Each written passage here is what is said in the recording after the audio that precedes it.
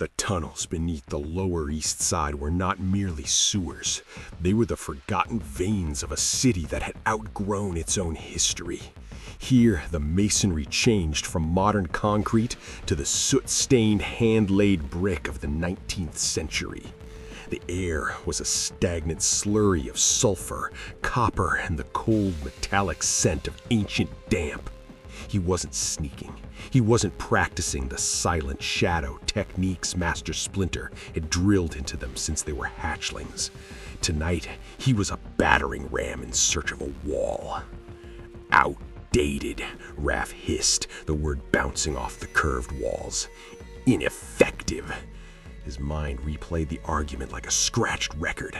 He could still see the disappointment in Splinter's whiskers, the way Leo had crossed his arms with that unbearable, fearless leader stoicism. Patience is a weapon, Raphael, the old rat had said. Patience doesn't stop the foot from burning down neighborhoods, Raph growled, his hand tightening around the hilt of his sai until the leather wrap groaned. Power meets power. That's the only law Shredder understands.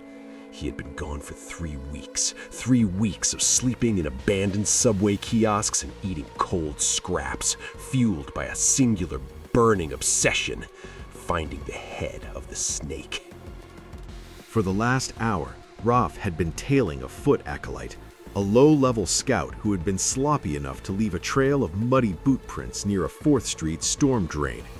Raph had pursued him into the dead zone, a labyrinth of pre-Civil War overflow pipes that even the city's utility maps had forgotten. The scout was fast, but Raph was fueled by a manic, sleepless energy. He had chased the shadow through waist-deep runoff and narrow crawls that would have made a claustrophobe scream. But then, the trail went cold. Raph skidded to a halt at a 5-way junction. The water here was black and still as a mirror. He spun in a circle, his golden yellow eyes darting into the mouths of the 5 tunnels. "Come out," Raph roared, the sound vibrating in his chest. "I know you're here. I can smell the cheap oil on your blade, you coward." The only response was the steady, rhythmic drip-drop of a leak somewhere in the distance. The scout was gone, vanished into the stone itself. Raph leaned his head back against the cold brick, closing his eyes. His breath came in ragged, steaming plumes. The isolation was starting to grate on his nerves. The silence of the sewers was different when you knew no one was coming to back you up. It wasn't the silence of a ninja. It was the silence of a tomb. "Great," he muttered, punching the wall beside him. "Lost him again." He was about to turn back, to begin the long, soul-crushing trek back to his temporary camp, when a sound sliced through the gloom. It was high-pitched, plastic, and hideously bright. Honk, honk. Wrath froze.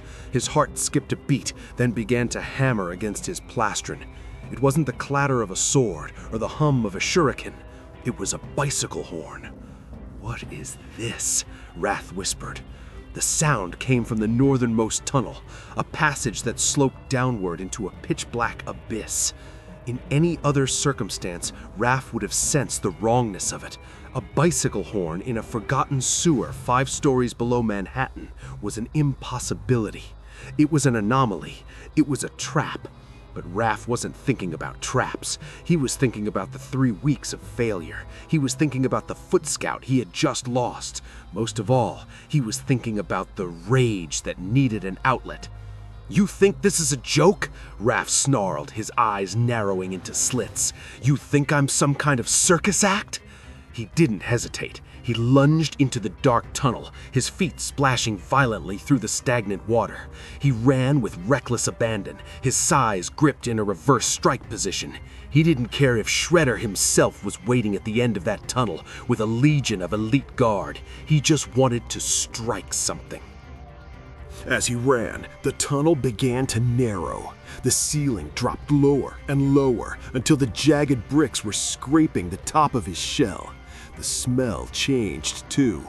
The scent of sewage was replaced by something cloyingly sweet, like rotted candy and cheap grease paint. The tunnel opened into a small vaulted chamber that looked like an old maintenance hub. A single flickering yellow bulb hung from a frayed wire in the center of the room, casting long, strobing shadows that seemed to dance against the walls. Raph slowed to a crawl, his breath hitching. In the center of the room, sitting on a rusted industrial crate, was a small, colorful plastic horn. It sat there, innocent and bright, reflecting the sickly yellow light. "All right, I'm here," Raph growled, his voice dropping to a dangerous rumble. "If you're Foot, I'm gonna make you eat that horn. If you're not, you're still in the wrong place at the wrong time." Movement in the far corner caught his eye. A figure stepped out of the absolute blackness of the opposing pipe. He didn't move like a ninja. His gait was jerky, a stop-motion parody of a human walk. He was draped in a black and white ruffled jumpsuit that looked like a funeral shroud tailored for a jester. His face was a stark, death-white mask of grease paint. His eyes were blackened pits, void of any light, and his grin, it was a wide, hideous crescent of yellowed teeth that looked like it had been surgically carved into his skull. The figure didn't speak, he didn't breathe, he simply looked at the 7-foot mutant turtle with a look of theatrical, wide-eyed wonder. Slowly, the clown reached into a stained garbage bag he was carrying. He didn't pull out a sword, he pulled out another horn. He looked directly into Raph's eyes, tilted his head until his neck made a sickening crack, and squeezed. Honk! Raphael felt a chill run down his spine that had nothing to do with the sewer water. He had spent his life fighting monsters, aliens, and demons, but as he stared into the silent, grinning void of Art the Clown, he realized for the first time that his power against power philosophy was missing one terrifying variable. Some things didn't want power. Some things just wanted to play. The stagnant air in the chamber seemed to curdle as the two figures faced off. Raph stood his ground, his muscles coiled like high-tension wires. He didn't see a threat. He saw a distraction. To Raph, this silent freak was just another piece of the city's mounting insanity, a visual metaphor for why he had left his brothers behind. I'm gonna say this once, and I'm gonna say it slow so it gets through that thick layer of grease paint. Raph rumbled, his voice vibrating with a dangerous low-frequency heat. "I don't have time for circus acts. I'm hunting real monsters. If you don't turn around and skip back to whatever nightmare you crawled out of, I'm gonna pin you to that brick wall and let the sewer rats have the first bite. Do we have an understanding, Chuckles?" Art the Clown didn't flinch. Instead, he did a theatrical "oh" with his mouth, miming a look of profound, shivering terror. He trembled his hands, mock-sobbing silently, before suddenly snapping back into a stone-cold, upright posture. With a flourish, Art reached deep into his lumpy, stained trash bag. His hand emerged, gripping the hilt of a long, jagged sword. The metal was pitted and dark, looking as though it had been pulled from a shallow grave. Raph didn't hesitate. He dropped into a wide-based defensive stance, his sais spinning in a blur of silver before he locked them into a cross-block. "Finally!" Raph hissed. "Something with an edge!" Art lunged forward, the sword raised high for a decapitating strike. Raph braced for the impact, his eyes tracking the arc of the blade. But just as the steel was about to meet his size, the sword simply vanished. In its place, Art was now clutching a wilted, slimy, black-petaled rose. The clown stopped mid-air, landed on his feet, and offered the rotten flower to Raph with a graceful, mocking bow. The silence that followed was heavy. Raph's eyes twitched. The adrenaline that had been surging through his veins felt like it was being mocked. He stood up straight, his sais hanging at his sides. "I'm done," Raph muttered, the anger being replaced by a weary, soul-deep boredom. "I'm actually done. Go find a kid's party to haunt, pal. You're wasting my time." Raph turned his back on the clown, his heavy feet splashing as he began to walk back toward the main tunnel. He was 3 steps away when his ninja instincts, honed by a decade of Master Splinter's blindfolded training, screamed at the back of his skull. Whir, whir, whir, whir! Raph spun, his shell ducking instinctively. A heavy, rusted circular saw blade whistled through the air, embedding itself 3 inches deep into the brick pillar right where Raph's Fed had been a second before. Raph looked back. The clown wasn't bowing anymore. Art was standing by his bag, his face twisted into a wide, frantic grin that didn't reach his hollow eyes. He had a second saw blade ready, and in his other hand, a weighted meat hook attached to a length of greasy chain. "All right," Raph growled, a dark, primal smile finally crossing his own face. "No more tricks. Now we do it my way." The fight exploded into motion. Art swung the chain with terrifying fluid speed. The meat hook lashed out, catching the edge of Raph's leather bicep strap and tearing through it.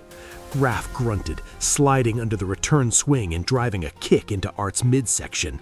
It was a strike that would have collapsed a man's ribs, but the clown simply buckled like a rag doll, his body absorbing the blow with an unnatural soft thud. Art retaliated by swinging his bag like a flail. Raph caught it on his side, only to realize the bag was filled with heavy, jagged scrap metal. The impact vibrated through Raph's arms, but he used the momentum to twist the bag out of Art's grip. They spilled into the central canal, the knee-deep black water churning into a white foam. Art was a nightmare to fight. He didn't use form or style, he used pure, chaotic malice. He tried to gouge Raph's eyes with his thumbs, his silent mouth open in a wide, soundless roar. Raph slammed his forehead into Art's nose, feeling the cartilage shatter, but Art just leaned into the pain, his grin spreading wider as blood began to soak into his white ruffles. "What are you?" Raph gasped, catching Art's wrists.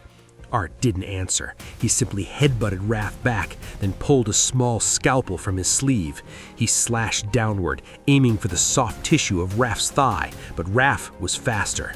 The weeks of frustration, the anger at his brothers, and the raw power of his training finally coalesced. Raph caught the scalpel hand with the prong of his left thigh, twisting the weapon out of Art's fingers. With his right hand, he drove the blunt pommel of his other side directly into Art's temple. The clown spun, disoriented. Raph didn't give him a second to breathe. He moved like a whirlwind of green and red, his feet finding purchase on the slippery floor as he delivered a flurry of strikes. Snap, crack, thud. Finally, Raph crossed his sides around the clown's neck and executed a powerful twisting throw. Art hit the stone wall with a sickening crunch and slumped into the water, motionless. Raph stood over him, his chest heaving, his green skin slick with sweat and sewer grime. He waited for the clown to move, to honk, to laugh, but the black and white figure remained still, floating face down in the murky runoff. Raph wiped a smear of blood from his cheek and spat into the water. Should have stayed in the circus, pal. He picked up his dropped sai, checked the perimeter, and began to head back toward the light at the upper tunnels. He felt a strange sense of clarity. The fight had purged the poison of his rage, leaving only the cold reality of his skills.